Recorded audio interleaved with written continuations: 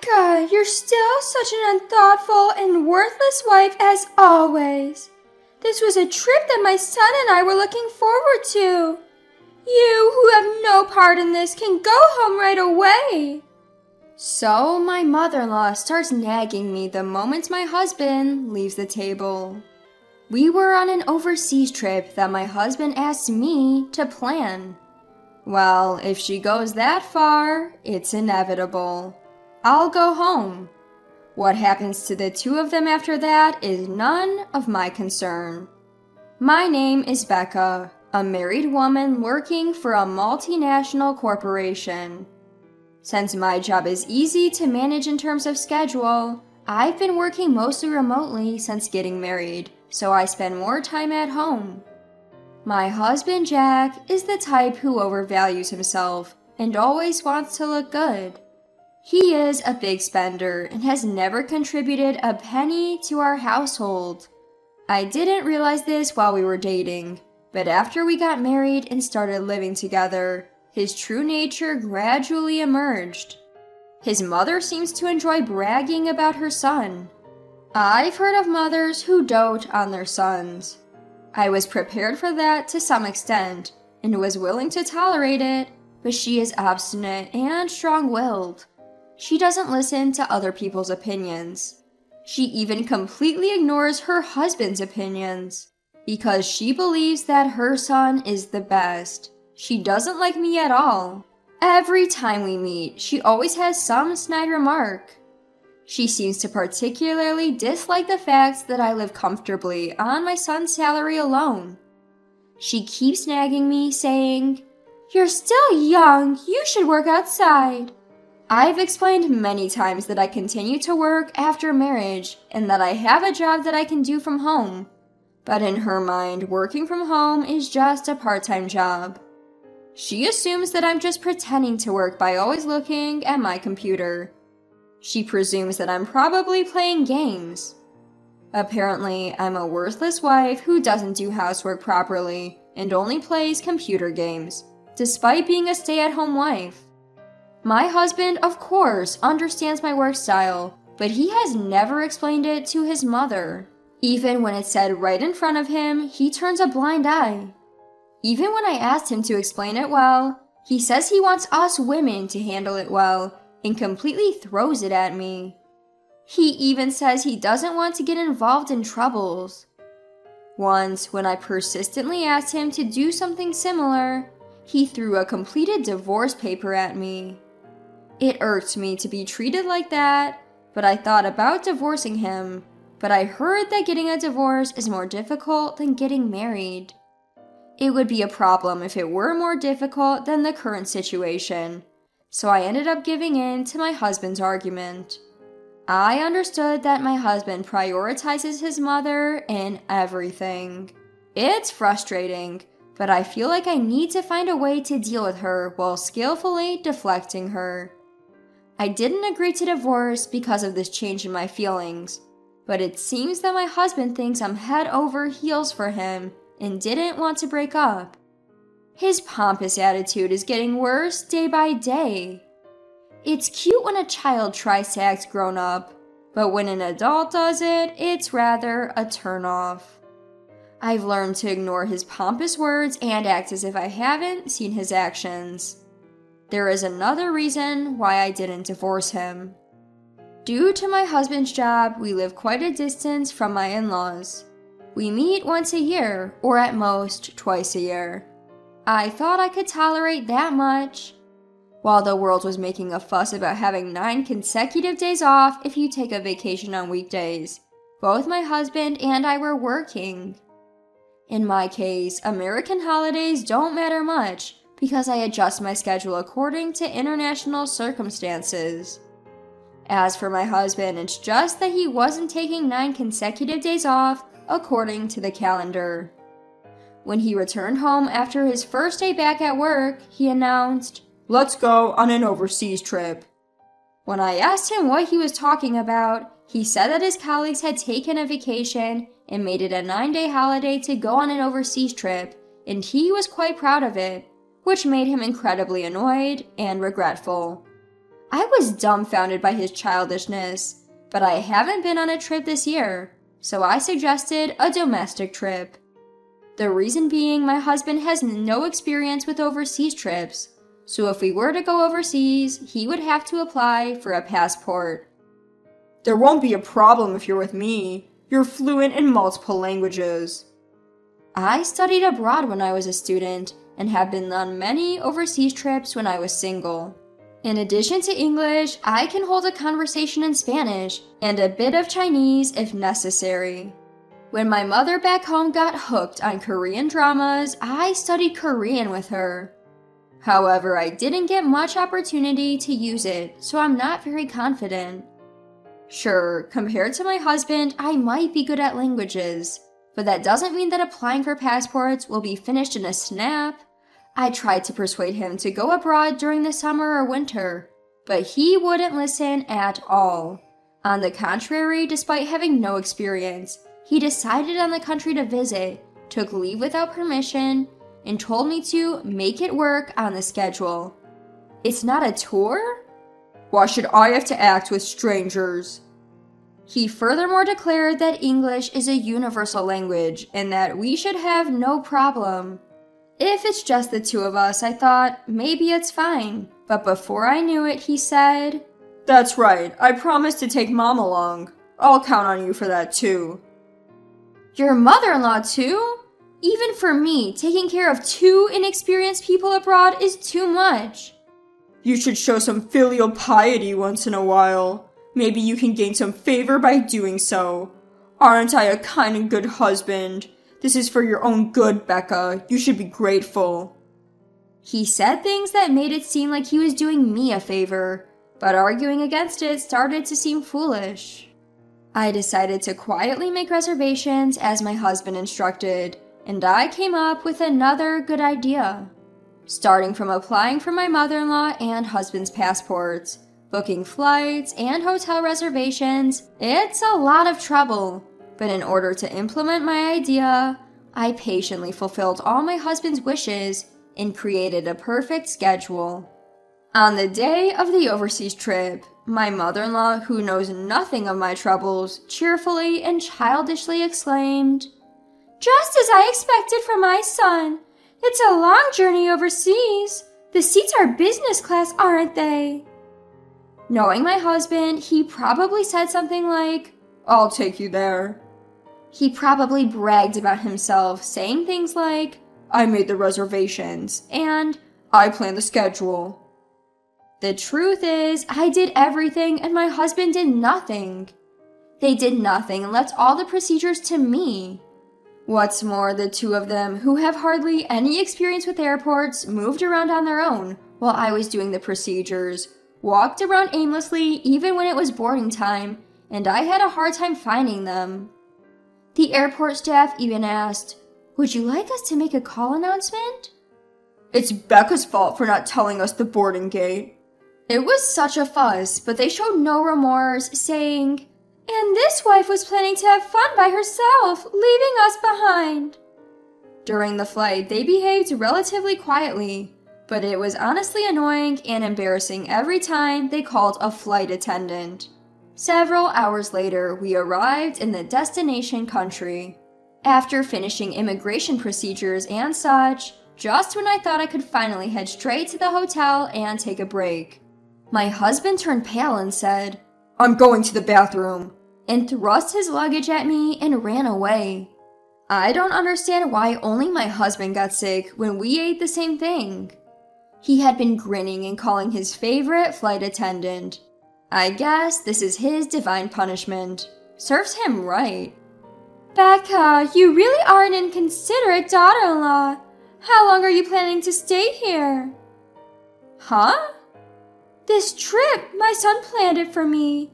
It's a mother-son trip without the need for a daughter-in-law. You're a money grubber who doesn't even work. How brazen of you to think you can enjoy this trip for free. Go home now." "Are you sure?"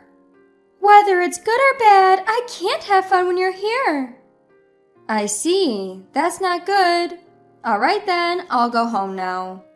I handed my husband's luggage back to my mother-in-law, only taking my carry-on and turn my back to her. My mother-in-law, who received my husband's luggage, was stunned and had a very vacant expression on her face. It's not possible for her to react like that when she told me to go home. I was doing my best to hold back my laughter.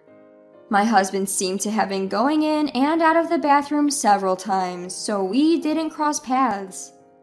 Luckily, I was able to get a ticket back to America, so I became a passenger on the plane headed there. Originally, I had planned to find a chance to return home alone. If we had a good relationship, I wouldn't mind being taken around as a tour guide, but not with that mother and son. It's only stressful for me, and I will gain nothing. I can't stop grinning just thinking about what the two of them, who can't speak anything but English, will do when they are left behind. If they think a little, they should be able to manage with the translation function of their smartphone app, but I can't imagine my husband, who likes to show off and inflate his own importance, doing something like that. When I safely returned back, after making a few detours, I headed straight to the luxury hotel where my parents were waiting. My husband Jack told me to show respect for my parents, so I treated them to a luxury trip in upstate New York. They were to travel there leisurely on a popular scenic route, enjoying the scenery and meals along the way. I managed to meet up with them earlier than planned, much to their surprise. When I briefly explained the situation, they were taken aback. They were astounded that I had agreed to such a request from Jack. My phone was bombarded with calls and messages from Jack, all of which I ignored. I switched off my phone and enjoyed the stay to my heart's content. When I returned home after parting with my parents, I received a call from the embassy. According to their explanation, Jack had returned from the restroom to find his mother, my mother-in-law, sitting alone. Despite being surprised that I was not there, he was livid. He tried to contact me but couldn't get through, so he decided to make his way to the hotel by himself. However, not knowing where to go, he was visibly flustered when a kind person spoke to him in broken English. He was led away after being told that they knew the place and would take him there, only to be robbed of all his money, passport, and valuables. My mother-in-law was even stripped of her jewelry. When he was found standing on the street looking destitute, the police picked him up and referred him to the embassy for help. That's how he was able to contact me. The embassy official asked me to come and pick him up. He couldn't withdraw money because his wallet, which contained his bank cards, had been stolen. However, I asked back why I, a stranger, had to do that. I explained that I was already divorced from the man who was there. The truth was, I had kept the divorce papers he had thrown at me some time ago. Back then, I decided not to proceed with the divorce, as I had heard it would be a lot of trouble, but this time I had reached my limit. After filling in the divorce papers, I headed to the hotel right after landing back in the States. To my surprise, the divorce was accepted without any fuss. I already had a new place lined up, and the contract had been signed while making the travel arrangements. I didn't want to use the furniture I had shared with Jack. It made my skin crawl. In my new place, I planned to buy everything new, so I packed for both the trip and the move at the same time. All I need to bring to the new place is my work tools and my favorite clothes. I could easily have everything else sent by the courier at a specified date and time. The embassy staff did not ask anything more from me, and the conversation ended. Later, it seems my former mother-in-law had pleaded with my former father-in-law, and with his help, my ex-husband Jack and ex-mother-in-law were able to return to the States. However, Jack, who had blown his top, contacted me. You left me and divorced me without my knowledge? Abandoned? No, I just obeyed your mother's instructions to leave. If you have any complaints, talk to your mom. And please consider the business class flight I arranged for you on your return as my farewell gift. I also reminded him that he was the one who had first brought up the divorce papers. I only filed the divorce papers he had prepared, fulfilling his wish for a divorce. Do you think such sophistry will work? How much more do you want to embarrass me? Embarrassed? How so? If you want to feel embarrassed, I have a better story. Want to hear it? What is it? Well, did you know you're a regular at an adult entertainment club? You're pretty invested in a favorite girl there, aren't you? Rather than contributing money to the household, you were heavily splurging on her. But you ended up in debt when her demands escalated, right? I had an investigation agency look into a debt collection letter addressed to Jack that had been delivered to our house. Although Jack was a good spender, his obsessive behavior seemed to be a turnoff. His favorite girl's true feelings were that she thought he would eventually stop coming if she kept asking for more money and expensive gifts. I wonder what Jack felt when he heard that. That's quite an embarrassing story, isn't it? If you make any more fuss or contact me again, I'll spill the beans to your company. Got it? Being disliked by the girl he was infatuated with would be an unbearable humiliation for Jack, considering his personality. If this became known, it would be a great embarrassment. Jack, who until now had been aggressive, just said, "Got it," in a feeble voice and ended the call. A few days later, my ex-father-in-law contacted me. He told me he had also divorced his wife, my ex-mother-in-law. I thought it was unnecessary as we were no longer related, but it seems he contacted me to expose my ex-mother-in-law's true nature, as we both had been treated poorly by her. My former father-in-law, suspicious of his wife's behavior, investigated while she was out and discovered that his retirement savings had been depleted. The money was apparently spent on beauty treatments and cosmetic procedures. As I'm not familiar with such things, I was totally unaware. When asked for a woman's perspective, I was stumped because I hadn't noticed it either. I guess seeing someone only once a year makes changes more noticeable, but I truly hadn't picked up on anything. I even asked my former father-in-law, "Are you sure it's for beauty treatments?" She seems to have sunk quite a bit into it, but there's no visible change. Perhaps there were slight changes that only my former mother-in-law could notice. It felt like throwing money down the drain. Naturally, my former mother-in-law, who was kicked out penniless, turned to her son Jack. However, Jack, the backbone of the family, is up to his eyeballs in debt. After his divorce from me, he even lost his apartment for failing to pay the rent. Now, he and his mother seem to be living in a drafty, run-down apartment. Yet, his mother has no intention of working and won't quit her beauty treatments. On top of repaying his debts, the burden of his mother's beauty expenses is weighing heavily on Jack, who I hear is working around the clock. It seems the vanity of wanting to present a larger-than-life image, even in the face of a declining living standard, doesn't change. If they're content with this situation, I won't say another word.